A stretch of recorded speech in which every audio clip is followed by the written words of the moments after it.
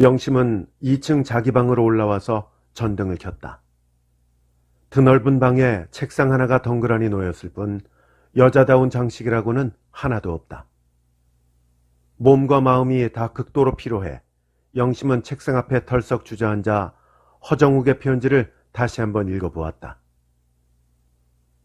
얼마 안 있어 영심 씨의 운명이 최후적으로 결정되려는 이때 내가 이런 글을 쓴다는 것은 다소 점잖지 못한 데가 없지는 않으나 자기 자신의 감정을 속여서까지 유민호 군과 결혼할 필요는 없을 것이라고 나는 생각합니다. 오 선생님 일가에 대한 유군의 적지 않은 경제적 원조를 내가 모르는 바 아닙니다. 그러나 그렇다고 해서 한낱 보은의 방도로서 결혼을 승낙한다는 것은 이미 낡은 도덕이라고 믿습니다. 또한 오 선생님의 결백한 인격으로서 생각할 때 유군과의 결혼을 영심 씨에게 강요하지도 않았을 것이니 이는 오로지 영심 씨 자신이 택한 불행한 인생의 길일 수밖에 없습니다. 진정으로 영심 씨가 유군에 대해 각별한 애정을 가지고 결혼을 승낙했다면 그것은 당연한 일일 뿐만 아니라 최후적이나마 허정욱이가 이런 부질없는 글을조차 쓸 필요가 없을 것이지만 불행을 뻔히 예측하면서 그 불행 속으로 뛰어들어가고 있는 영심 씨의 심정을 나로서는 도저히 이해할 수가 없습니다. 나는 영심 씨의 결혼 생활이 반드시 불행해질 것이라고 단언합니다.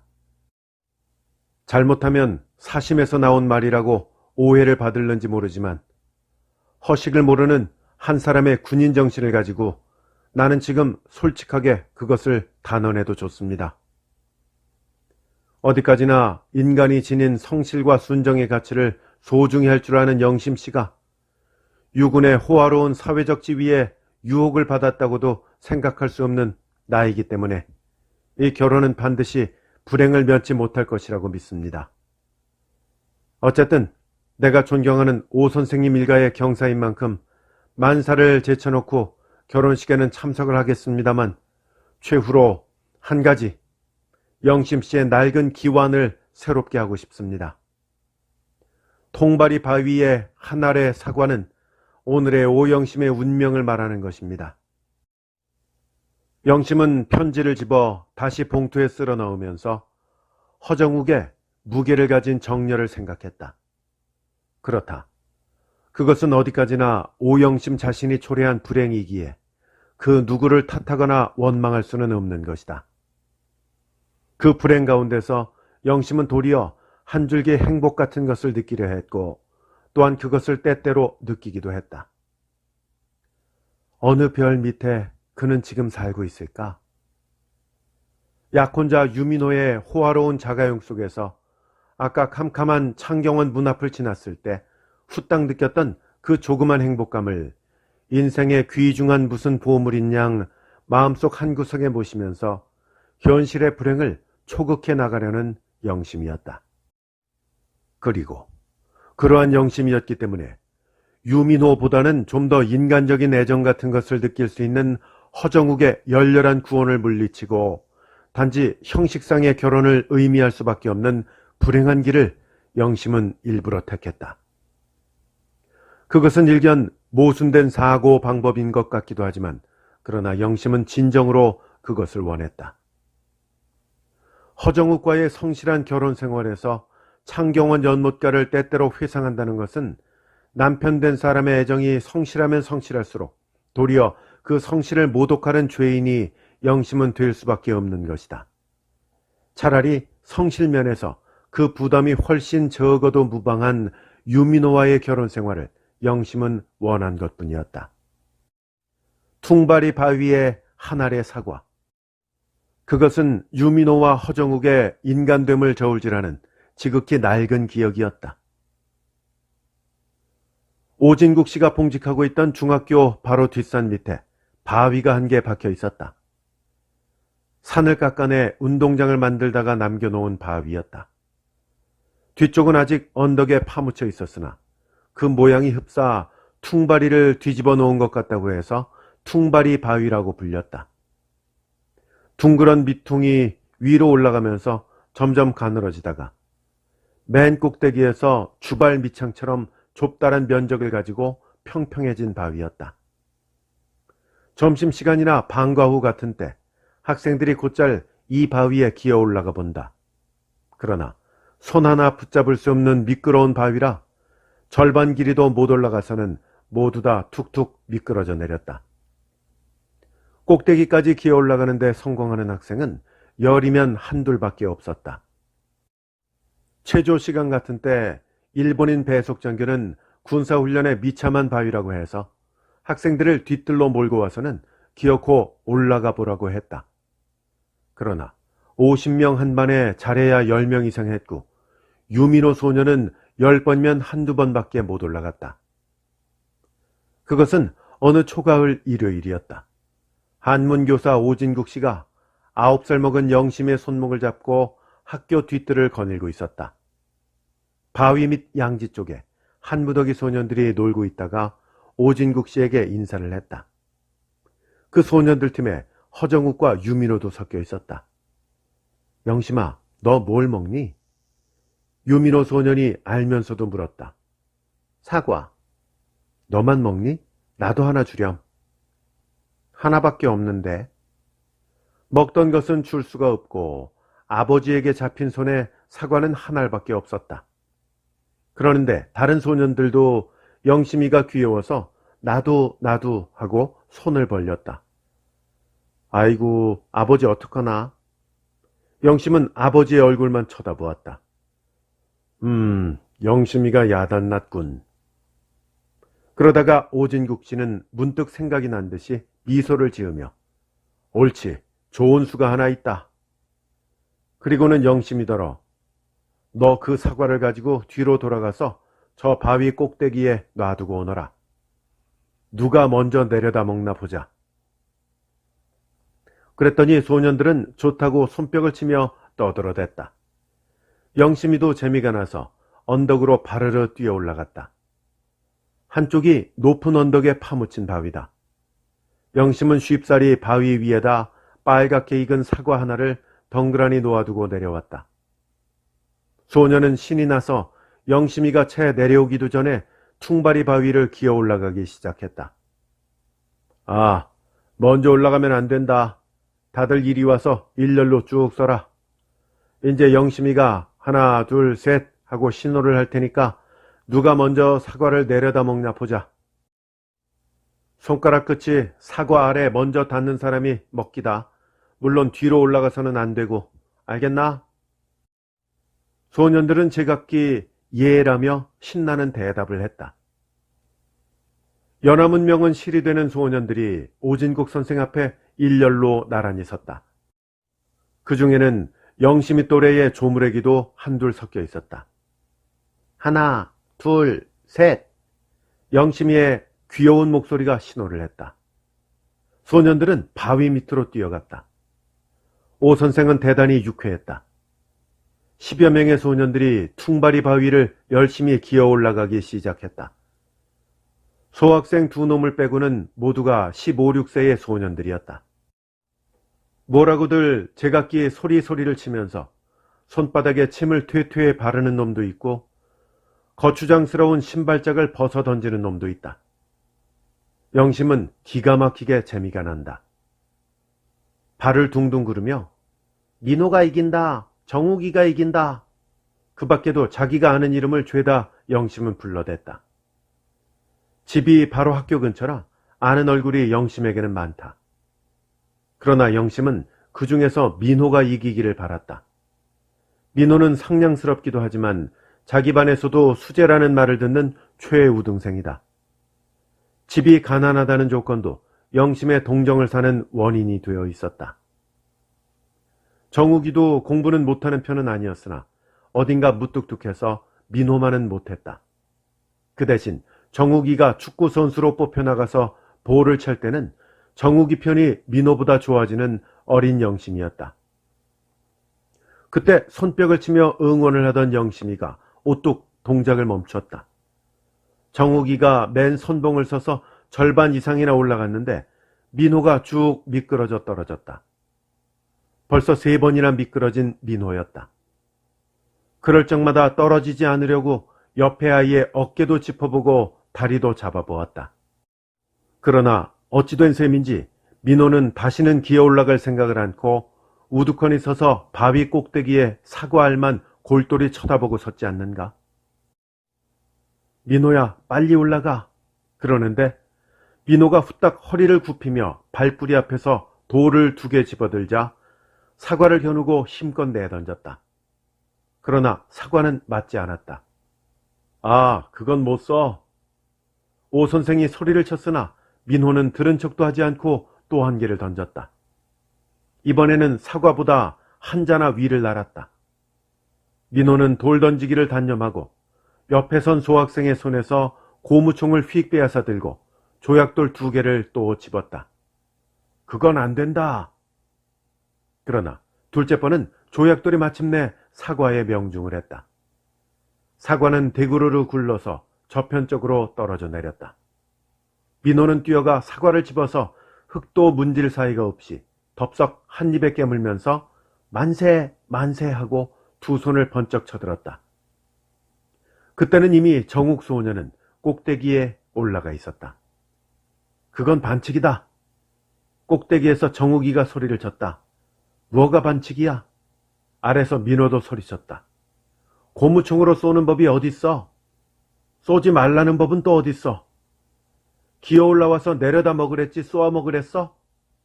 언제 그런 말씀을 하셨어? 누구든지 먼저 내려다 먹으면 된다고, 뒤로만 올라가지 않으면 된다고, 손가락 끝이 먼저 가 닿는 사람이 먹기라고. 오진국 선생은 깊은 신음소리를 냈다.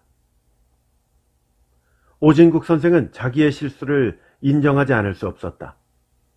너무나 당연한 일이기에 기어 올라가서 먹어야만 한다는 말은 하지도 못했고 하지도 않았다. 그러나 그것은 하나의 사회적 통념으로서 성실한 인간 사회에서는 누구나가 다 인정하는 대전제로 되어 있는 것이다. 이러한 사회적 통념이 무시된다면 오늘의 법관들은 법의 미비로 말미암아 도저히 흑백을 가리지 못할 것이다. 정욱이가 이긴 거지 뭐야. 영심은 갑자기 민호가 얄미워졌다. 얄밉다는 마음은 영심이뿐만 아니라 소년들의 전부를 대표하는 감정이었다. 아니다. 콜럼부스가 달걀을 세운 것과 마찬가지인데 뭘 그래? 민호의 이 한마디에는 오 선생도 대답을 못했다. 민호 소년의 불성실을 저기 탓하면서도 논리의 궁핍을 어쩌는 도리가 없다. 벌써부터 오 선생은 달걀을 깨뜨려서 세운 콜럼부스의 이야기는 비록 창의를 존중하는 예로서는 적당할지 모르지만 민주교육의 입장에서 볼 때는 성실한 인간사회의 통념을 파괴하는 악영향을 청소년들에게 주는 것이라고 생각하고 있었던 것이다. 콜럼부스의 이야기는 영심이도 알고 있었기 때문에 그 이야기가 민호의 입에서 튀어나왔을 때 영심의 생각은 또 한 번 바뀌며 민호를 봉이 김선달 같은 재간둥이라고 우러러보는 대신에 정욱을 무척 미련한 인간이라고 얕보기 시작했다. 어쨌든 사과는 민호가 먹었지만 이긴 것은 정욱이다. 그 한마디를 남겨놓고 오진국 선생은 영심의 손목을 끌고 집으로 돌아왔다. 돌아오면서 영심은 열심히 바위를 기어 올라간 정욱이가 사과를 먹지 못한 것이 어쩐지 자꾸만 마음에 걸리던 낡은 생각을 영심은 지금 허정욱 중령의 편지를 앞에 놓고 하는 것이다. 퉁바리 바위에 한 알의 사과. 그것을 허중령은 오늘에 있어서의 영심의 운명이라고 했다. 그러나 그것을 모르는 오늘의 오영심은 아니다. 잠옷, 창경원 연못가에서 이루어졌던 아름다운 꿈이 금후 오랜 시월에 걸쳐서 허정욱의 성실한 가정애를 모독할 것이 무섭고 죄스러웠을 따름이다. 어서 꿈이 사라져 주었으면 좋겠다. 그러나 꿈은 좀처럼 영심의 노력만으로는 사라져 주지를 않는다. 영심의 나이가 벌써 25. 결혼이라는 인생의 절차를 밟지 않고 일생을 독신으로 지낸다면 또 모르거니와 어차피 그렇지 못할 바에야 허중령의 성실을 욕되게 하는 것보다는 마음의 부담이 훨씬 덜한 유민호를 영심은 택할 것이다. 사람에게 희생을 요구하는 것보다는 자기 자신이 희생되는 편이 마음이 편하다.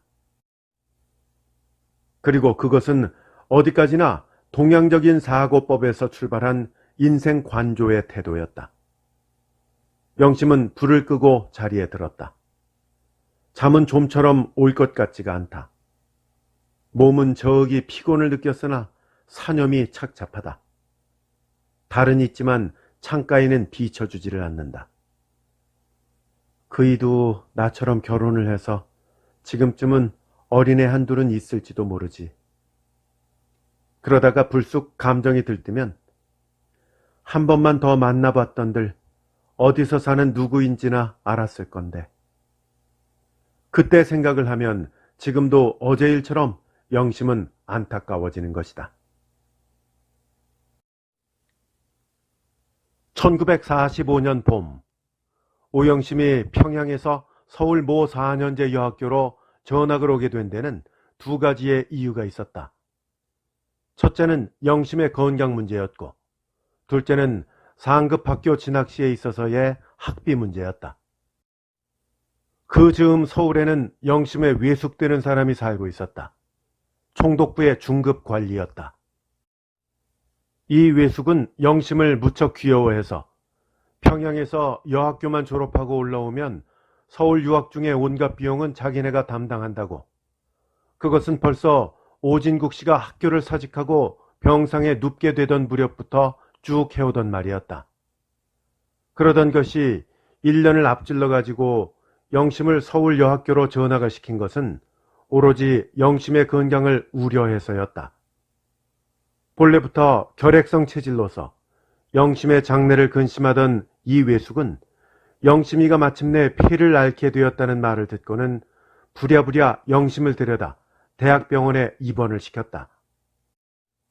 당시 내과 의사로서는 최고 권위자였던 1인 교수 C 박사와 친분이 있던 외숙은 영심을 위해 특별 진료를 부탁했다. 그러나 하루 이틀 완치될 병이 아님을 알고 C 박사는 외숙의 경제 문제를 고려해 한 달 후 영심을 퇴원시키고 특별한 외래 환자로서 취급해주겠다는 것을 약속했다. 외숙은 박사의 호의를 감사히 여기고 영심의 전학 수속을 부랴부랴 밟았던 것이다. 외숙의 집은 용산에 있었다. 거리도 멀고 또 갓 전학해온 영심이었기 때문에 매일처럼 몇 시간씩 빠지기도 어려워서 그런 말을 했더니 매일처럼 다닐 필요는 없고 한 주일에 한 번씩만 다니라고 C 박사는 말하고 나서 학교가 그처럼 빠지기 싫으면 일요일에만 오라고 했다. 그것은 대단한 친절이었다. 이 병원 내과 과장인 C 박사는 일요일에는 통 환자를 보지 않고 하루 종일 연구실에만 들어박혀 있는 몸이다. 보통 날은 환자가 많아서 바쁘니까 일요일 오전 중에 연구실로 오시오라고 했다. 영심은 기뻤다. 영심의 나이가 17. 어린애 같으면서도 어른 같고 어른 같으면서도 어린애 같은 인생의 환절기에 오영심은 놓여 있었다. 어린애들과 함께 무심하게 별을 세다가도 후딱 꺼질 것 같은 한숨을 쉬었고 인생의 고매한 진리를 찾다가도 불쑥 손을 뻗쳐 동생의 누룽지를 빼앗아 먹는 계절이었다. 이 불완전한 감정의 계절 속에서 영심은 지훈을 만났다. 만일 영심이가 자기를 한 사람의 어른으로서 대우를 하던가 또는 반대로 하나의 어린애로서 취급을 했던들 오늘의 영심과 오늘의 지훈은 좀 색다른 인생의 길을 걸었을지 모르는 일이었다. 그렇건만 영심은 어린애 같은 어른이었고 어른 같은 어린애였다. 영심의 어른은 지훈의 모습을 그리워했고 영심의 어린애는 사람들의 눈을 무서워했다. 그렇다. 영심은 확실히 그것을 하나의 불미로운 정이라고 단정하고 있었다. 17살의 어린 것이 이성을 생각한다는 것은 오진국 씨의 딸로서는 아무리 생각을 해도 하나의 죄악을 의미했다. 그 죄악감과 그 동경심의 상극 속에서 영심은 항상 무표정의 두꺼운 탈을 써야만 했다. 불행한 탈이었다. 영심의 이 죄의식은 과거 17년 동안에 있어서 처음으로 경험하는 불행한 의식이었다. 자기가 죄를 범하고 있다고 의식하는 순간 과거의 영심은 곧 그러한 불미로운 의욕을 억제하고 제거함으로써 마음의 평온을 얻어왔다. 그리고 그것은 또 온갖 교훈의 지상명령이기도 했다. 그러나 창경원 연못가에서 지훈을 만나면서 느낀 죄의식을 과거처럼 그리 쉽사리 영심은 억제해버리지를 못했다. 나는 마침내 불량한 학생이 되었다. 자기 마음속 어느 구석에 그러한 불량성이 숨어 있었는지 자기 자신도 통 모르고 지나온 영심이었다. 소설이나 영화 같은 데서는 남녀의 애정 문제를 처음부터 정당화시키고 있지만 영심이가 살고 있는 주위에서는 어디까지나 그것을 불미로운 것으로서 규정을 짓고 있었다. 가정에서의 교훈이나 학교에서의 훈육이 영심의 17살의 연애를 정당화시켜 줄 것 같지는 않았다. 영심은 사람의 눈이 자꾸만 더 무서워졌다.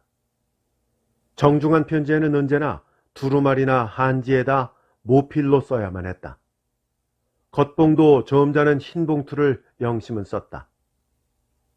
서울 외숙에게 편지를 쓸 때는 언제나 그렇게 하도록 기가를 받아온 것이다. 그러나 어쩐지 영심은 겉봉투만은 꽃봉투를 사용하고 싶었다. 다른 아이들도 다 꽃봉투를 쓰는데 1시간이나 망설이다가 영심의 어린애는 마침내 꽃봉투를 사용했고 영심의 어른은 장지에다 모피를 사용했다.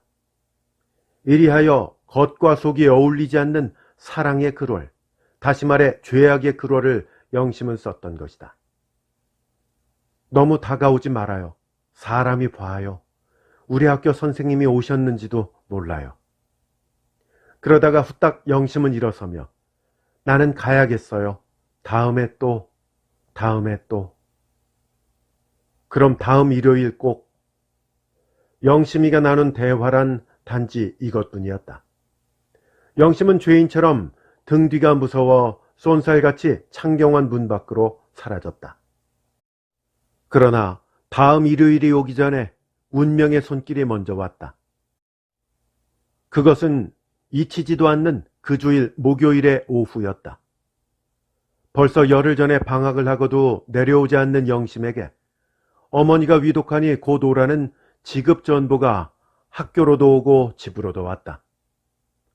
다음 일요일이 무척 마음에 걸렸으나 내려갔다가 병세만 좀 웬만하면 토요일 밤으로 잠깐 올라왔다가 다시 내려갈 수도 있을 것 같아서 그날 저녁차로 외숙과 함께 서울을 떠났다.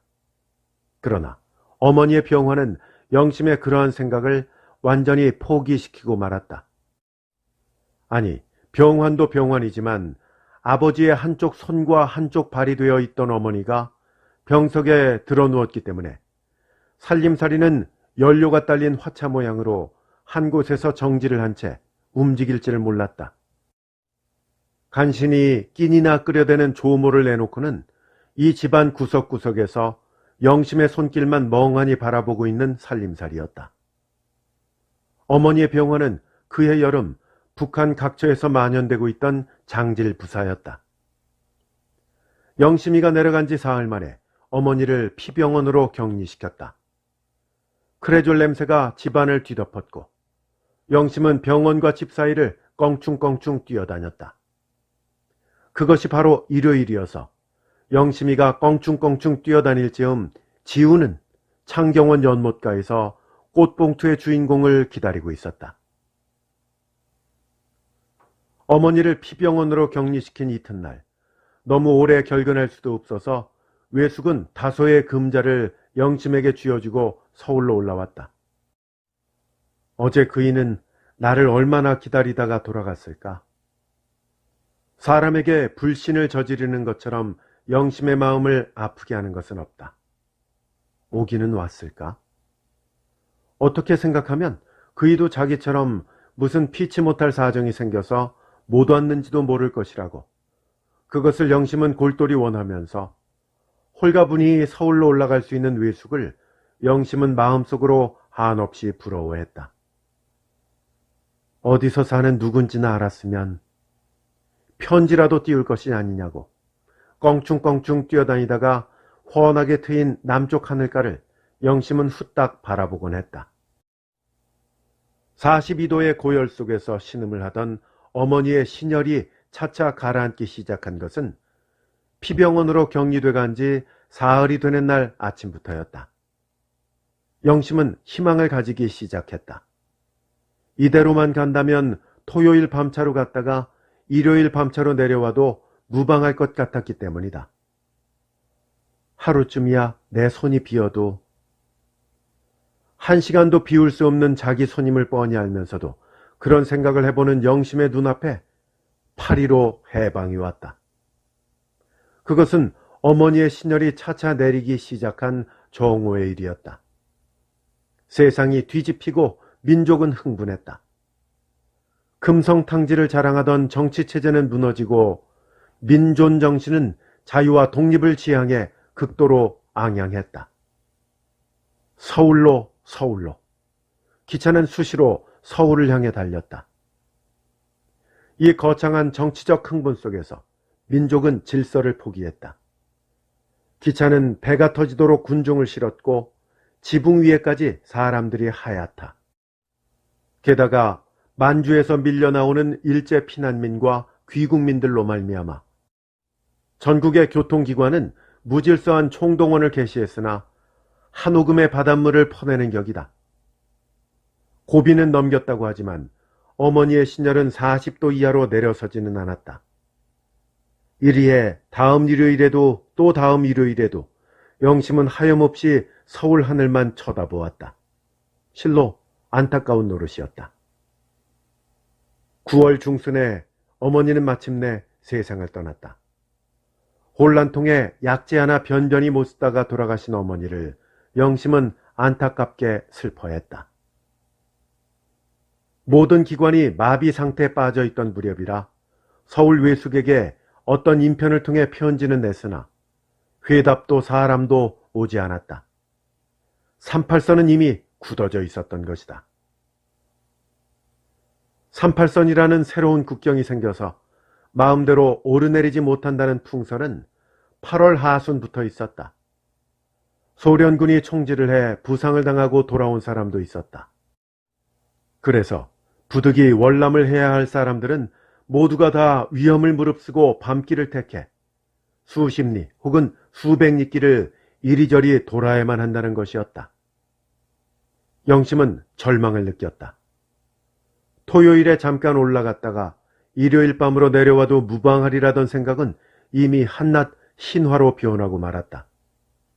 더구나 10월이 지나고 동짓달에 들어서면서부터는 사상적인 통제가 표면화되어서 밤길을 택해서 떠났던 월남자의 대부분이 38선도 바라보지 못하고 보안대의 손에 걸려버리고 마는 것이었다.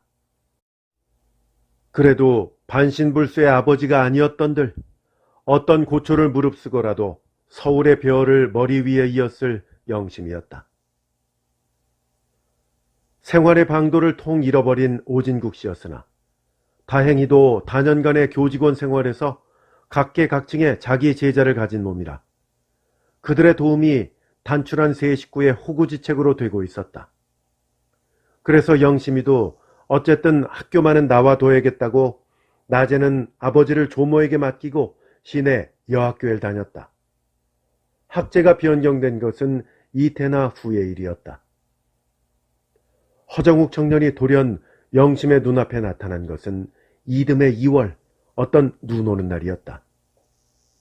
중학을 마치고 동경 모 대학에 다니다가 학병으로 끌려나갔다는 허정욱이었다. 허정욱이 북만주 전선으로부터 돌아온 것이 한 달여 전. 고향인 순천에 잠시 머물러 있다가 월남할 생각으로 집을 떠나온 길에 하직 겸 오교장을 찾아뵌 것이라고 했다. 부모를 일찍 여인 지주의 아들로서는 당연한 생각이었다. 자기는 다행히 군대 생활에 경험이 있는 몸이라 월남을 하면 군문으로 들어가겠다는 굳은 결의를 말하며 옆에 앉은 영심을 물끄러미 바라보았다. 영심 씨도 이젠 어른이 되었군요. 3년 전 동경에서 나왔던 길에도 한번 허정욱은 오교장을 찾아왔었다. 그러나 그때만 해도 15살의 어리디 어린 소녀였다. 그 소녀가 벌써 이처럼 성장을 했다는 것이 허정욱의 눈에는 신기롭기 짝이 없었다. 3년이라는 세월의 흐름은 무슨 마술사처럼 영심을 화려하게 변모시키고 있었다. 사과를 먼저 집어먹으려고 퉁바리 바위를 기어 올라가던 것이 엊그제 같은데. 아, 참, 그런 일도 있었지. 아버지도 잠시 회상에 잠기며 참, 민호군은 학병을 면했다지. 네, 유군은 서울 법전이었으니까 벌써 졸업을 하고 서울서 변호사 시보로 있었답니다. 무엇이 복이 되고 무엇이 화가 됐는지 세상사는 모를 일이야. 유군도 집안이 넉넉했더라면 대학일 갔을 테니까. 영락없이 학병감이었는데. 집이 가난한 탓으로 유민호는 3년제인 법학전문학교로 가서도 절반은 고학을 했다. 졸업하는 해로 변호사 시험에 합격했다는 소식을 아버지도 듣고는 있었던 것이다. 유군은 제사니까 어쨌든 성공을 할 거네. 중학 시절부터 똑똑했으니까요. 그러나 잘못하면 지나칠는지도 모르지. 퉁바리 바위에 한 알의 사과를 아버지는 말하고 있는 것이다. 영심 씨는 서울 가고 싶지 않아요? 영심 씨가 지어온 저녁밥을 먹고 나서 허정욱 청년은 억제할 수 없는 절실한 감정을 전신에 느끼면서 물었다. 왜 안 가고 싶겠나? 서울 학교만 늘 생각하고 있는 모양인데. 선생님은 월남하실 생각 없으십니까? 허군의 건강이 부러울 뿐이네. 그러다가 아버지는 불현듯 영심을 바라보며 나야 이미 폐인이 된 몸이니 어디 있든 무덤 하나에 없겠나. 내 노모께서도 역시 그렇고 문제는 영심인데 그렇다고 영심이가 없으면 한시도 움직일 수가 없어서. 일동은 암담한 심정에 사로잡혀 있었다. 잘 알았습니다. 어쨌든 제가 우선 넘어가서 무슨 좋은 방도를 강구해 보겠습니다. 그날 밤으로 허정욱은 먼 길을 떠났다. 그리고 그 순간부터 영심에게는 한 줄기 무슨 희망 같은 것이 마음 한구석에 스며들기 시작했다. 무슨 좋은 방도를 강구해 보겠다는 허정욱 청년의 한마디를 영심은 점점 골똘히 생각하기 시작했다. 좋은 방도가 있을 것 같지는 않았지만 본래 공상의 세계를 남달리 좋아하는 영심으로서는 무슨 소설 같은 천재 이루의 기회가 또한 있을 것 같기도 했다. 언제든지 서울에 가기만 하면 어떤 고난을 무릅쓰고라도 그 일을 찾아낼 것만 같았다. 서울 장안을 편답해서라도 찾을 수 있을 것 같았다. 그리고 그 일을 만나기만 하면 당장으로 자기가 저지른 불신을 용서받을 것이다. 그러나 그때가 언제 올는지 기약 없는 허정욱 청년의 한마디에 자기의 운명을 걸어보는 영심이가 차차 되어가고 있는 것이다. 창경원의 벚꽃은 올해도 피었을 테지. 4월이 왔다. 그 꽃피는 4월도 지나가고 녹음의 시절이 왔다. 금잉어는 지금도 연못에 놀고 있겠지. 여름이 오고 8.15 기념일이 왔다. 기념 행사로 거리는 뒤끌었다. 그 벤치도 그냥 있고 그 벚나무도 그냥 있을까?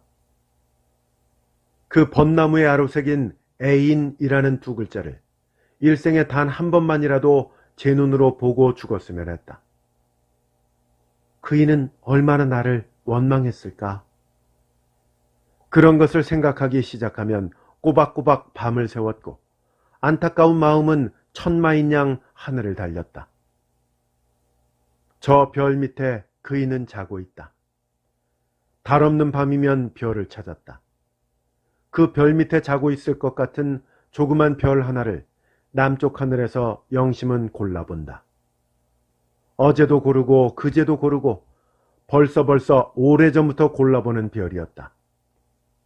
그러나 그 유난히 초록색을 띤 조그만 별은 익살맞은 요술장이처럼 반짝반짝 나타났다가는 깜빡깜빡 숨어버린다. 아이, 그놈의 초록별 깜찍도 하네. 별이 숨으면 마음이 어둡고 불안했다. 아, 저거다. 별이 보이면 영심의 감정은 어쩐지 밝아지며 안일했다. 이처럼 밤이 깊은 줄도 모르는 듯이 남쪽 하늘에 빛나는 그 조그만 초록별과 숨바꼭질이라도 하다가 자는 밤이면 그래도 영심은 행복 같은 것을 느끼지만 끝끝내 못 찾고 마음이 지치는 밤이면 혹시 무슨 병에 걸려 죽은 것이나 아닐까 했다. 그러다가 이튿날 밤 다시 초록별을 찾아내고야 마음을 놓고 잠들 수가 있는 영심이었다. 그러나 무슨 좋은 방도를 강구하겠다던 허정욱으로부터는 아무런 기별도 오지 않았다. 그 해도 저물어 또 이듬해가 되었다. 놀고 있을 수 없는 영심은 우편국 사무원으로 취직을 했다. 또 1년이 지났다. 언젠가 터질 줄로만 알았던 38선은 그냥 더 굳어만 갔다. 영심은 실망을 느끼고 창경원 연못가를 조금씩 잊어버리게 되었다. 그런데 그 이듬해, 그러니까 그것은 1949년, 영심이가 21살이 되는 해 3월 중순 어떤 날 저녁 무렵이었다. 어떤 청년 하나가 찾아와서 남한에 있는 허정욱 대위의 전달이라고 하면서 모일 모시 모처에서 그 청년이 인도하는 대로 배를 타라고 했다. 반신불수인 아버지였고 7순이 넘은 조모였기 때문에 별로 의심도 받지 않고 동해안까지 기차로 왔다. 거기서 청년이 인도하는 대로 야음을 타서 어선에 올랐다.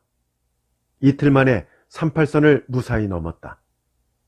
그즈음 허정욱 대위는 중동부 일선에 배치돼 있었다. 허 대위는 곧 지프차로 영심의 가족을 부산으로 옮겨갔다. 부산에는 유민호가 있었기 때문이다. 변호사 간판을 서울에다 걸어놓고 한 달의 태반은 부산에 내려와서 살았다. 서울에는 소규모의 지점만 냈고 덕흥상사 회사의 본점은 부산에 있었다. 허 대위는 유 변호사에게 미리부터 청을 넣어 오교장의 생활비를 부담하도록 제의를 했을 때 유민호는 그것을 쾌히 승낙했던 것이다. 덕흥상사는 동광동에 있었다. 2층 사옥이었다. 안채에 방이 4씩이나 있었다. 단출한 영심이 가족으로서는 방이 남아 돌아갈 지경이었다. 마침 잘 됐습니다. 나도 여관밥만 먹는데 실증이 난 참이라 때때로 가정적인 식사를 할 수 있게 돼서 무척 기쁘게 생각합니다. 그러면서 유민호는 이 가정에 식모 한 사람을 얻어두었다. 그것은 너무나 과분한 일이라고 조모를 비롯해 오교장 부녀가 극히 반대를 했지만 그러실 필요는 조금도 없습니다. 이왕 넘어오셨으니까 영심씨도 학교에는 다녀야 할 테니까요. 학교 같은 건 생각도 못한 일이라고 영심이가 굳이 사양을 했지만 이왕 유군의 신세를 지는 바에야 다닐 수만 있으면 학교에도 가야지요 하고 허정욱 대위까지도 찬성의 뜻을 표했다. 학교는 서울 학교를 다녀야만 하겠지만 우선 여기서 다니다가 형편을 봐서 서울 학교로 편입해도 무방하니까요. 그래서 영심은 부산대학 영문과를 다녔다. 영심의 건강은 여전히 허약했다. 그러나 4년 전 대학병원에 드나들던 무렵에 비하면 그동안 약 한 첩 쓰지 않았으나 도리어 차츰차츰 경과는 좋은 편이었다. 1년 동안 부산에서 살다가 학교는 역시 서울이라야만 되겠다고 이듬해 봄 유민호는 영심을 서울 엠여대 2학년으로 편입시키고 명륜동에 아담한 적산 가옥이 하나 있어서 그것을 불아맡아 오진국씨 일가에게 제공했다.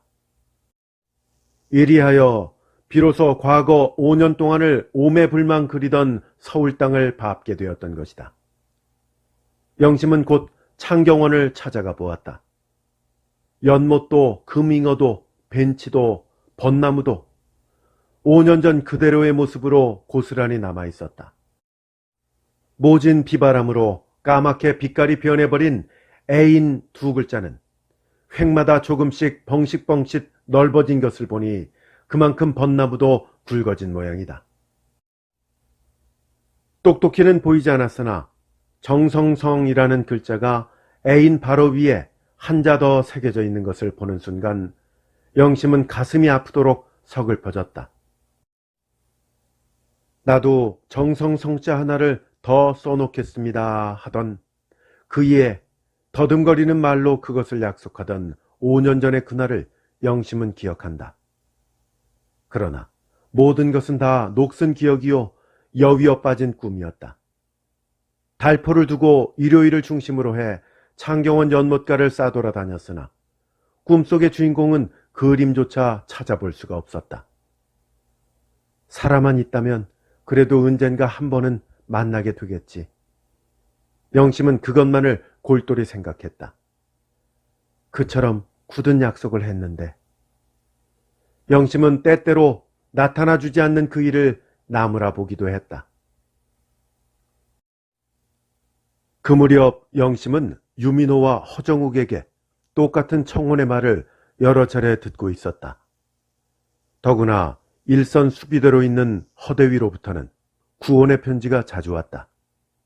그럴 적마다 영심은 자기의 건강이 결혼 생활에 적당하지 않다는 구실을 실제 이상으로 내세워 완곡하게 그것을 거절했다. 그리고 그것은 유민호의 구원에 대해서도 마찬가지의 이유가 되어 있었다.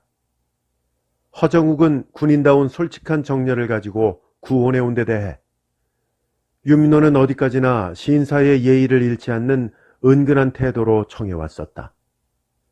재작년 유민호는 본처와 이혼을 했다. 그것은 영심이가 월남에 오기 직전의 일이었다. 3살짜리 아들은 아내가 데리고 나갔고 6살 먹은 딸은 유민호가 맡았다. 이혼을 하고는 금방이라도 맞아들이게 되어 있던 어떤 여자가 유민호에게 있었으나 어찌된 셈인지 영심을 한번 눈여겨보자 벌써 1년이나 넘도록 독신 생활을 계속해오는 유민호였다. 유민호는 내심 무척 초조했지만 그러나 그러한 심정은 절대로 영심에게는 보이지 않았다. 어디까지나 유유자적. 시기가 오면 능금은 재물에 나무에서 떨어지는 법이라고 유민호는 자신이 있었다. 더구나 영심의 가족에게 경제적 원조를 해준다고 해서 결혼을 강요하는 것 같은 태도는 추호도 보이지 않았다. 그리고 그러한 태도가 오진국 씨의 눈에도 좋았고 영심에게도 밉지 않았다. 시종여일, 하나의 젠틀맨십을 유민호는 발휘하고 있었다. 그러나 그것은 어디까지나 오영심 부녀의 눈에 비친 유민호였고 허정욱 대위의 눈에 비친 유민호는 아니었다. 통발이 바위에 한 알의 사과를 남들처럼 미련하게 벌벌 기어올라가서 집어먹을 유민호 변호사는 아니다. 유민호는 지금 오영심의 심장을 향해 고무총을 겨누고 있는 것이다. 그런 사실은 허정욱은 너무나 잘 알고 있었다. 그러나 그렇다고 해서 그것을 오진국 씨 부녀에게 고자질을 할 허정욱은 못 되었기 때문에 성심성의, 그는 어디까지나 정정당당하게 오영심의 마음을 살 수밖에 도리가 없었다. 그대로 가만히 내버려 두면 오영심은 재물에 떨어지는 능금처럼 유민호의 손으로 돌아갈 것이다. 그러는 무렵에 6.25 동란이 왔다. 그날은 마침 일요일이었다.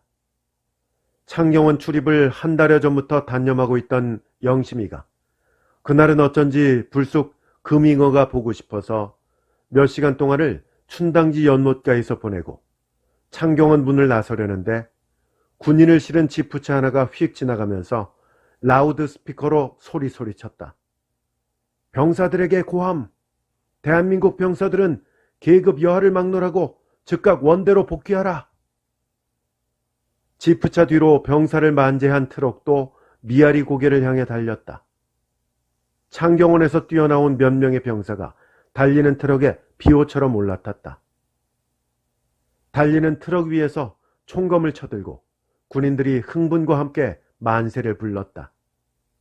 그 뒤를 장갑차가 달리고 야포와 기관총을 실은 육중한 차량이 달렸다.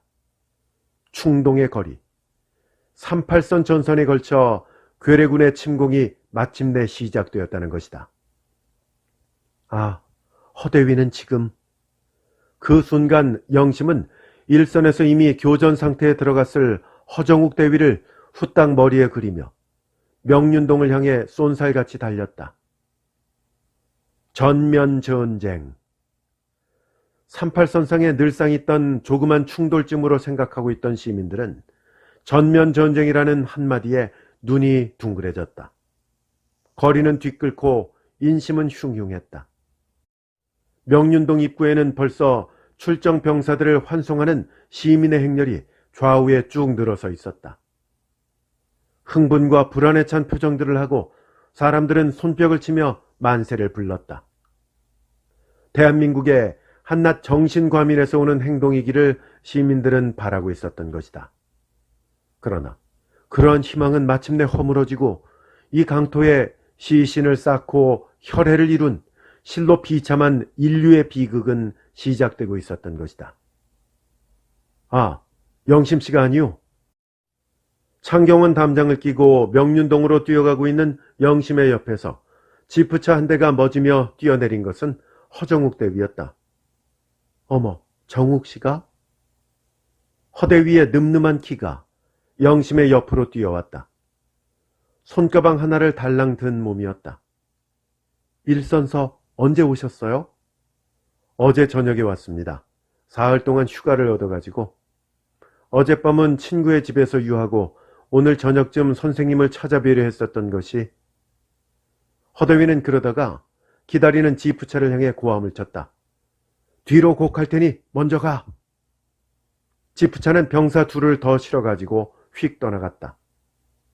자, 영심씨, 빨리 갑시다. 그렇지 않아도 지금 선생님을 잠깐 찾아뵙고 가려고. 둘이는 달렸다. 명륜동 입구를 왼쪽으로 접어들며 경학원을 향해 쏜살같이 뛰어갔다. 허대위의 무거운 군화 소리와 영심의 구두 소리가 주위에 혼잡을 누비며 말없이 자꾸만 달렸다. 넓은 이마에 입은 한일자로 꽉 다물고 있었다. 이글이글한 눈과 국달한 눈썹, 완강한 체구에 키는 후리후리 컸다. 전면 공략이라는 건 확실한 정보인가요? 틀림없을 것 같습니다. 어떻게 되는 걸까요? 어떻게 된다고 언젠가 한 번은 있어야 할 일이니까요. 둘이는 그냥 달리며 영심씨 건강은? 덕택으로. 영심씨의 회답은 확실히 받아봤습니다. 영심은 숨도 가빴지만 대답을 하지 못했다. 허정욱의 구원을 거절한 회답이던 까닭에. 유구는 자주 댁에 들리는가요? 유민호의 방문에 허정욱은 신경을 쓰는 것이다. 회사 일로 홍콩을 간다고 잠깐 집에 들렀었어요. 한 주일 전에. 영심이가 집으로 돌아왔을 때 아버지도 벌써 소식을 듣고 있었다. 허대위가 전하는 정보를 아버지는 가만히 듣고 있다가 틀림없을 거야. 그리고는 또 잠깐 말을 끊었다가 죽음 속에서 생을 찾을 각오를 해야겠는데 선생님, 그 각오는 벌써부터 되어 있습니다. 그러면서 허대위는 그 국달한 눈썹을 들어 다소곳이 고개를 숙이고 앉아있는 영심의 얼굴을 물끄러미 쏘아보았다. 그럼 선생님, 안녕히 계십시오. 시간이 없어서 저는 떠나야겠습니다. 허정욱은 조모와 아버지에게 무릎을 꿇고 정중히 작별의 인사를 하고 일어섰다. 몸조심 잘하라고. 월남 이후 유민호와 함께 친손자처럼 생각하던 허정욱이었다. 조모는 글썽글썽 눈물을 흘리면서 허정욱의 가방에서 더럽혀진 양말짝을 꺼내놓고 아들의 새 양말 2켤레를 대신 넣어 주었다. 할머니, 고맙습니다. 허정욱은 조모의 손을 2손으로 움켜잡았다. 할머니, 싸움터에 나간다고 다 죽는 건 아닙니다. 글쎄, 그래 주었으면 오죽이나. 저는 지금까지도 전투의 경험이 많은 몸입니다. 전쟁이나 국부전투나 총알이 날아오긴 마찬가지니까요. 친척이라고는 하나도 없는 허정욱에게 서울에 오기만 하면 제 집처럼 안이하게 드나드는 이 가정이었다. 그래도 유민호나 허정욱이나 둘 중에 하나는 영심의 남편이 될는지도 모를 사람이라고. 이것은 조모만이 아니라 오진국 씨 마음도 그런 생각을 가지고 있었던 것이다. 할머니, 염려 마시래도요. 그놈의 총알들이 어찌나 영리한지 글쎄 저를 살살 피해만 다닌답니다. 요 머리 위로 어깨 옆으로 살살 날아만 가지요. 눈물을 흘리면서 조모는 쓸쓸히 웃었다. 어머니, 허구는 이미 철저한 생사관을 갖고 있는 사람이니까 그대로 내버려 두셔요. 아버지가 조모를 만류했다. 영심은 허대 위에 가방을 들고 가만히 고개를 숙이고 서 있었다. 그럼 영심 씨도 안녕히 계십시오. 부디 몸 조심하셔서 하루바삐 건강을 회복하시도록. 감사합니다. 영심은 고개를 들지 못하고 허리만 굽혔다. 그럼 영심 씨, 그 가방을 이리 주십시오. 제가 저기까지. 격렬한 감정이 한 줄기 뭉클하고 영심에게 왔다. 자기에 대한 극심한 정열을 가슴속 깊이 간직해둔 채 이 대범한 사나이는 나무라는 말 한마디 남겨놓지 않고 저처럼 담담한 태도로 죽음의 터전을 향해 묵묵히 떠나려는 것이다. 자, 이제 나오지 마시오.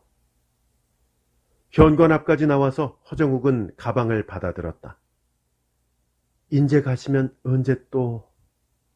영심의 말꼬리가 자꾸만 떨린다. 사람의 관계란 이처럼도 까다로운 것일까? 자기가 한마디만 입을 떼면 이 사나이는 그야말로 얼마나 기뻐할 것이랴. 그 기뻐서 날뛰는 그대로의 자태로 싸움의 터전으로 내보낼 수는 없는가? 언제라고 기약할 수 있는 길이 못 되지만 그렇지만 영심씨 반드시 돌아오겠습니다. 영심씨의 건강한 자태를 보기 위해서라도 꼭 돌아와야 하지 않겠습니까? 그래도 어떻게 꼭이라고. 영심씨. 아까처럼 담담한 어조가 아니었다. 뭉클하고 영심의 가슴을 찌르는 한마디였다. 네? 한마디만 약속을 해주세요. 약속이라고요? 영심은 전신을 부르르 떨며 허정욱의 무거운 입술을 오들오들 쳐다보았다. 무슨 약속인지 모르지만 생명의 단석을 가리지 못하는 이 경우에 있어서의 허대 위의 약속이라면 무엇이든지 들어주어야만 했다. 영심씨, 내가 죽지 않고 돌아오는 날을 영심씨는 기다려 주시겠죠? 엄숙하리만큼 무게를 지닌 말이었다. 거야 뭐 새삼스럽게. 영심이가 다음 말을 채 잊지 못하고 있는데 커다란 손길이 덥석 왔다. 영심씨가 커다랗고 완강한 손길 속에서 영심의 조그만 손이 자꾸만 떨린다. 영심씨가 기다려준다면 나는 어떤 일이 있어도 공명을 세우고 반드시 돌아오겠습니다. 그때까지도 영심씨의 건강이 좋지 못하다면 좋아질 때까지 5년이고 10년이고 나는 기다리겠습니다. 영심은 비틀비틀 쓰러지듯이 기둥 하나를 잡아주고는 눈을 감았다. 그러나 그 지그시 감은 눈시울 위에 피어오르는 검화 한떨기. 약속을 했는데, 그이와 먼저 약속을 했는데, 그 한마디를 영심은 마음으로 수없이 되풀이하며 머나먼 남쪽 하늘 초록별 밑에서 살고 있던 고독한 소년의 모습을 눈시울 속에 그려보았다. 자, 그럼 영심씨, 안녕히. 허정국은 후딱 영심의 손을 놓았다. 영심이가 다시금 정신을 가다듬고 눈을 떴을 때는 이미 허정국의 폭넓은 등골이 경학원 마당을 무서운 기세로 달리고 있었다. 영심도 달리기 시작했다. 그러나 영심의 걸음으로는 어림도 없다.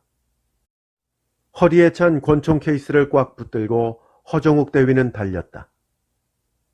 죽을지도 모른다. 다시는 못 만날지도 모른다. 영심은 눈앞이 아찔해졌다. 한마디 명확한 대답을 끝끝내 하지 못한 자신이 악독한 죄인인 것처럼 가슴을 쳐왔다.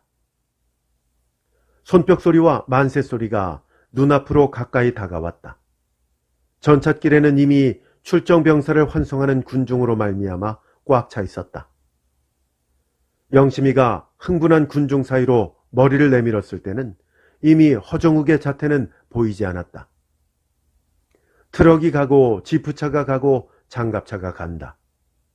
흥분 속에서 진행되는 삼엄한 행렬이었다. 그때 10여간 거리나 떨어진 오른쪽 군중 틈에서 군인 하나가 한길 한복판으로 튀어나갔다. 병사를 가득 채운 트럭 한 대가 군인 옆에서 속력을 늦추었다. 아, 저희다. 허대위가 뛰어오르는 것과 영심이가 외친 것은 거의 동시의 일이었다. 그것을 보자 군중이 또 손뼉을 쳤다. 트럭은 다시금 속력을 내어 영심의 눈앞 4호간 길에서 바람을 일으키며 휙 지나갔다. 아, 정욱씨. 영심은 소리를 치며 한 길로 튀어나갔다. 다시는 돌이킬 수 없는 커다란 잘못을 지은 것 같아서 영심의 다른 박질은 멎을 줄을 몰랐다. 정욱씨. 그러나 트럭 위의 허더위는 이미 병사들 틈사리 속으로 사라져버렸고 영심은 마침내 교통순경의 제지를 받는 몸이 되고 말았던 것이다. 6.25 3개월을 서울서 겪고 9.28이 되어 국군의 북진은 파죽지세로 감행되고 있을 무렵 평양을 점령한 허정욱 소령이 인편 한 사람을 보내 영심의 가정의 안부를 한 번 물어온 적이 있을 뿐 일사 후퇴가 오면서부터 소식은 통 두절되고 말았다. 장진 후퇴의 참상으로 보아 죽었을 것이라고 아버지는 말했다. 일사 후퇴 때 죽어도 남아서 아버지와 같이 죽겠다는 영심을 아버지는 몰아치듯이 해 외숙을 따라 대전으로 내려보냈다. 대전에는 외숙의 친지가 있었기 때문에 유민호만 홍콩서 돌아왔어도 병신인 아버지와 조모를 어떻게 해서라도 피난을 시켰을 것이다. 4월 중순 서울이 재수복되자 영심은 외숙과 함께 결사적으로 죽음의 도시 서울로 찾아 들어왔다. 다행히도 아버지와 조모는 죽지 않고 연명해 있었다. 유민호가 홍콩에서 돌아온 것은 그 후의 일이었다. 영심의 일가는 다시금 유민호의 원조로 살았다. 외숙은 자기 가족도 다 지탱하지 못하리만큼 완전히 몰락해 있었다. 허정욱 소령이 살아있다는 소식을 들은 것은 그해 여름이었다. 중동부 일선에서 연대장이 되어 있었다. 가끔 안부의 편지가 날아왔다. 할머니, 글쎄 고놈의 총알이 귀 밑으로 살살 피해만 댕긴답니다. 편지에 그런 말도 쓰여 있었다. 이듬해 봄, 허정욱 연대장은 중령이 되어 영심을 한번 찾아왔다. 그러나 다시는 구원의 말을 입 밖에 내지 않고 영심의 옆을 떠나갔다. 그동안 영심은 서울종합대학에 쭉 적을 두고 있었다. 그러나 창경원에서 한 번 헤어진 그 학생은 통 만나지 못했다. 일사후퇴와 함께 임지우는 쭉 부산으로 내려와 있었기 때문이었다. 영심이가 마침내 10년 동안에 걸친 환영을 단념하고 유민호의 끈기 있는 청혼을 승낙한 것은 지금으로부터 넉 달 전 휴전협정이 되어 정부가 환도를 시작할 무렵이었다. 그리고 그 즈음부터 허정욱 중령에게서는 통 서신이 오지 않았다. 온데도 문안 편지는 아버지에게만 왔다. 그러던 것이 오늘 처음으로 영심에게 직접 글월을 보내온 허정욱 중령이었던 것이다. 그러니까 결국 오영심과 임지훈이 같은 서울의 벼를 이고서 한 것은 6.25 동란을 전후한 수개월과 환도 후에 있어서의 2달 동안 기껏 잡아봐도 6개월 이상의 시일을 계산하지 못한다. 그리고 시민의 행동이 극도로 부자유하던 적치하의 6.25 3개월을 제하고 보면 불과 석 달 남짓한 시일을 같은 별 밑에서 산 셈이 되는 것이다. 오늘 밤 소설가 임지훈은 이성란의 성실한 남편이 되고자 과거의 환영을 청산하는 마당에서 인간의 운명을 생각했다. 그리고 그 운명의 하나로서 지역적인 운명을 생각했다. 공간적으로나 시간적으로나 객관적인 조건이 구비되지 않은 한 인간의 의욕만으로서는 어찌할 도리가 없는 경우가 있다. 그것을 사람들은 운명이라고 했고 그 객관적인 조건을 조물주는 필연이라고 했다. 그리고 오늘 밤 오영심이 누워있는 명륜동과 임지훈이 누워있는 안국동 사이에 가로놓여 있는 이 얼마 되지 않는 거리가 객관적인 어떠한 조건 밑에서 점점 혹은 갑자기 좁아질는지 또는 반대로 더 한층 멀어질는지 그것은 어디까지나 본인들의 의욕과는 추호의 관련성도 없는 대자연의 섭리만이 알고 있는 신비로운 비밀이었다.